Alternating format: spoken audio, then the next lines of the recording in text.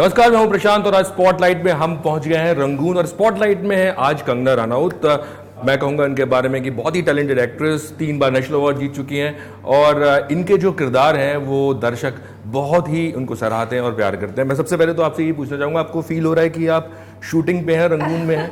मुझे ऐसा लग रहा है कि शायद कहीं से भी निकल के आ सकता है, बिकॉज वो फिल्म में फौजी बने हैं और ये जो है उन्हीं का जो है पूरा ये सेटअप है, बंदूकें और जो आर्मी की जो भी है ये हैट्स एंड एवरीथिंग। तो सबसे ज्यादा डर आपको शाहिद से ही लग रहा है कि वो कहीं से भी निकल के आ सकते हैं बिकॉज उसी ने ये जो वॉर जितनी भी सीक्वेंसेस हैं सब शाहिद की ही हैं फिल्म में। जैसे मैं आपको बता दूं कि कंगना डरती नहीं है, बिकॉज ये फियरलेस है, चाहे आपके कैरेक्टर्स में देख लें या चाहे ये फिल्म में मैं देख लूं। मुझे ये बताइए कि जो कैरेक्टर है फियरलेस, नाडिया को ध्यान में रखते हुए फिल्म के इर्द गिर्द या उनका कैरेक्टर फिल्म में उतारा गया है? देखिए, उस वक्त 1940 के दशक में नाडिया के अलावा भी बहुत सारी एक्ट्रेसेस थीं जो कि एक्शन रोल किया करती थी। सिनेमा काफ़ी प्रिमिटिव था, लेकिन फिर भी जो एक्शन हीरोइंस हैं वो बहुत ही ज़्यादा डिमांड में थी। वो अपने स्टंट खुद किया करती थी। तो हंटर वाली, चाबुक वाली, स्पाई वुमन, इस तरह के कहीं 15 से 20 कैरेक्टर्स हैं। उन्होंने बहुत सारे फिल्म किए हैं। जी जी जी। तो उसकी सबकी अमेलगमेशन है, किसी एक व्यक्ति विशेष की फिल्म नहीं है ये, लेकिन ये एक प्रेम कहानी है।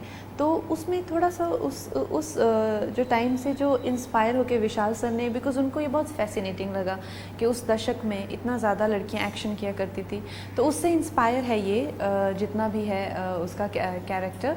लेकिन ये है एक प्रेम कहानी। आपको क्या फैसिनेट किया फिल्म के बारे में? प्रेम कहानी में कैरेक्टर या प्रेम कहानी? कैरेक्टर भी नेचुरली सी बात है। फिल्म का पहले नाम ही जूलिया था, तो ये सेंट्रल कैरेक्टर है किसी भी अभिनेत्री का, ये एक ड्रीम कम ट्रू रोल है। तो उसके अलावा मुझे ऐसा लगा कि जैसे एक प्रेम कहानी जो है, कोई बड़े मेकर्स जो हैं कभी प्रेम कहानी को इतने बड़े स्केल पर नहीं बनाते हैं। तो इन तीनों किरदारों के बीच ये दूसरे विश्व युद्ध में जो चल रहा है, लेकिन उसमें एक बहुत ही एंटरटेनिंग और बहुत ही इंटेंस लव स्टोरी है और बहुत कलरफुल लव स्टोरी है। कैनवस भी बहुत बड़ा है जी, तो ये बहुत फैसिनेटिंग लगा मुझे। आपके जो कैरेक्टर्स, अगर मैं चाहे तनु वेड्स मनु की बात करूं या मैं क्वीन की बात करूं या मैं इसकी बात करूं, चाहे मैं रियल लाइफ की बात करूं, ये जो कैरेक्टर हैं जो भी आप करते हैं, आपको लगता है ये खुद कंगना प्ले कर रही हैं या कई जगह आपने अपने आप को बदला है? मैं हमेशा किरदार के साथ खुद को बदलती हूँ। जैसे अभी जूलिया का किरदार करना था तो उसमें इतना उस पर रिसर्च करके या इतना उसका ग्राफ जो है वो बना के उसको लिटरली जो है वो घोट के पी जाती हूँ। सबसे मुश्किल क्या था इसमें? इसमें सबसे मुश्किल यही था कि एक तो जूलिया के जो पुराने ज़माने में जो एक्टिंग होती थी वो थोड़ा सा लाउड, नाक से भी आवाज़ निकालते थे। अच्छा। जैसे कि अगर उसने डायलॉग करना हो तो करेगी, तो ऐसे कहेगी, जिसको देखे से ही आ जावे है मुंह पे लाली, बेटी तूफान की है जलजले की है वो साली। So something like that, you know. So ये उसके डायलॉग्स हैं।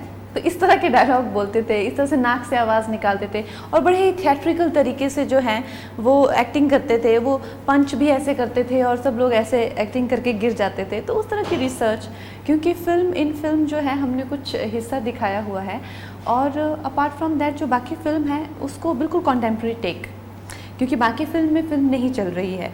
तो ये टेक्निकल जो उसमें भी ग्राफ जो है वो फिर वो कैसे अपने जो प्रेमी है उसके साथ में है, तो वो एक आम लड़की है, साधारण लड़की है। तो इस तरह के कई रिसर्च के एस्पेक्ट थे। गाने भी बहुत अच्छे हैं अगर मैं बात करूं, चाहे वो। अच्छा, पहले बताइए, सॉरी सॉरी करते हुए अंग्रेजी में प्यार कैसे होता है?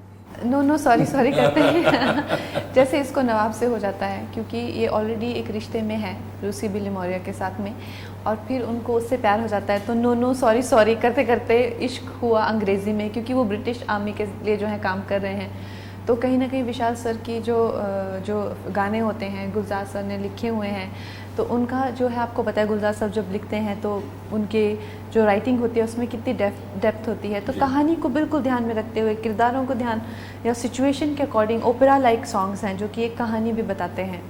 आपने कहा आप भी रिलेशनशिप में, आपको अंग्रेजी में प्यार हुआ है, हिंदी में कौन सी भाषा में हुआ? मतलब आपने कहा ना आप भी रिलेशनशिप में हैं।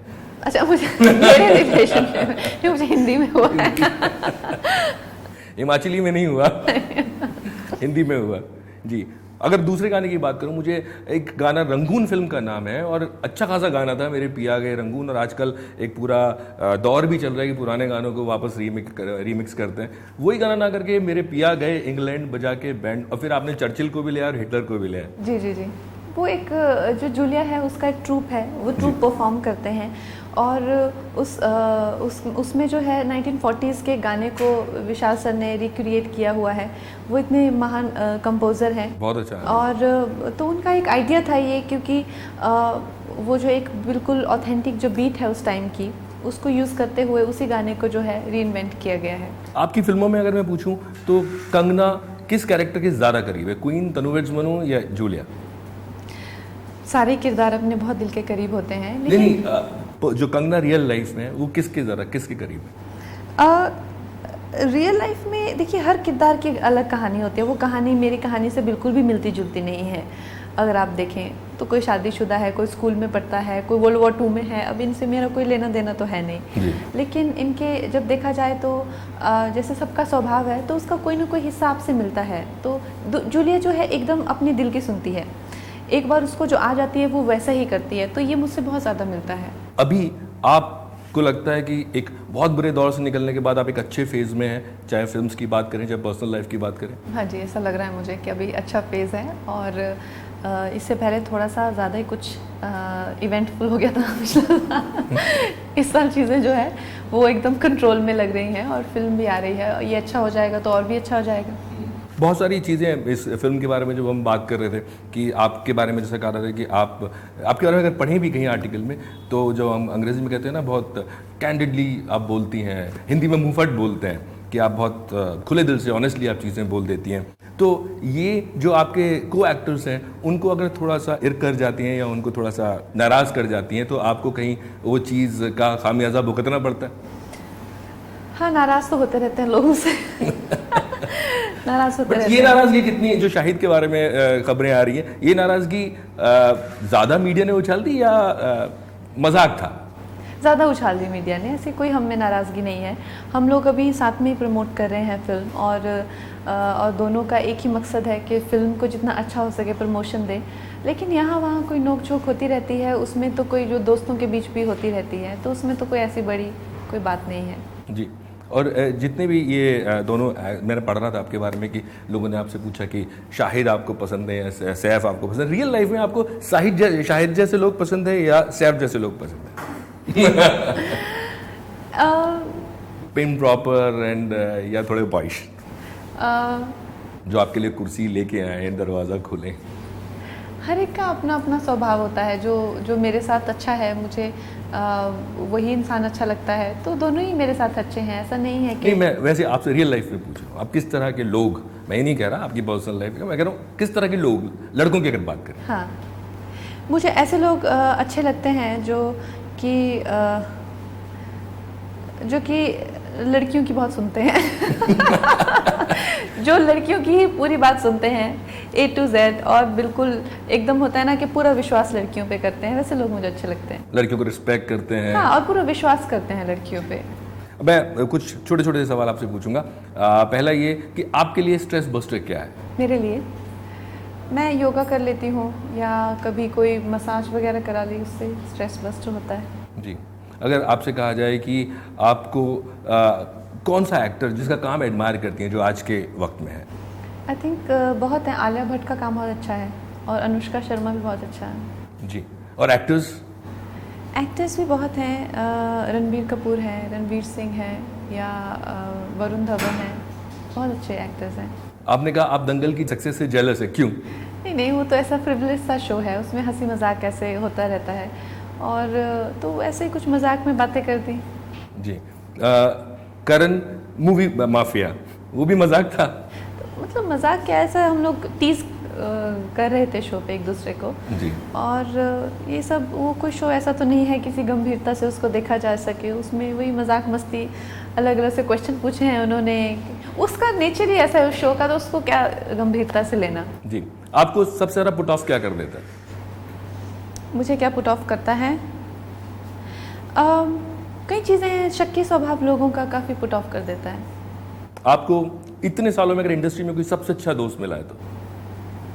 काफ़ी अच्छे दोस्त हैं मेरी इंडस्ट्री में, लेकिन ऐसा नहीं कह सकते कि बेस्ट फ्रेंड्स हैं या कुछ ऐसा, लेकिन अच्छा है इंडस्ट्री। कोई ऐसी भूल जो आप कभी दोहराना ना चाहें इस करियर में?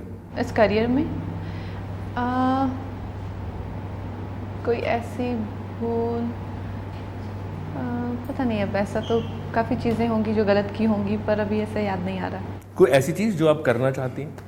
करना चाहती हैं, मैं डायरेक्शन करना चाहूँगी कभी। जी। और एंड में जाते जाते पहले तो मैं फिल्म के लिए आपको शुभकामनाएं देना चाहूँगा, और उसके बाद मुझे आपसे मैं अगर पूछूं कि इस पूरी फिल्म में एक गाना और आप अपनी पसंद का मुझे बताएं कौन सा है? मुझे एक्चुअली सारे गाने अच्छे लगते हैं, लेकिन फिर भी अगर एक गाना हम सोचें तो टिप टिप अच्छा है, बहुत ही हल्का खूबसूरत गाना है। तो टिप टिप के साथ हम अभी आपसे विदा लेते हैं और दर्शकों को टिप टिप दिखा देते हैं। Thank you. बहुत बहुत शुक्रिया। 24 फरवरी को रंगून देखना मत भूलिएगा। जी, क्योंकि हम रंगून में बैठे हैं। देखिए, हम आपकी वजह से इस तरह के कुर्सियां हमने लगाई हैं ताकि आपको रंगून का फील आ सके। बहुत जी, थैंक यू।